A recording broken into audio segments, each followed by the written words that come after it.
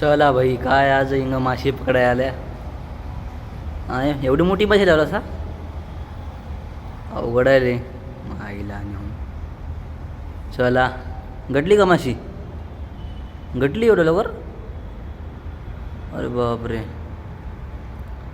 पाणी बिलायच स्वच्छ दिसलं इथलं.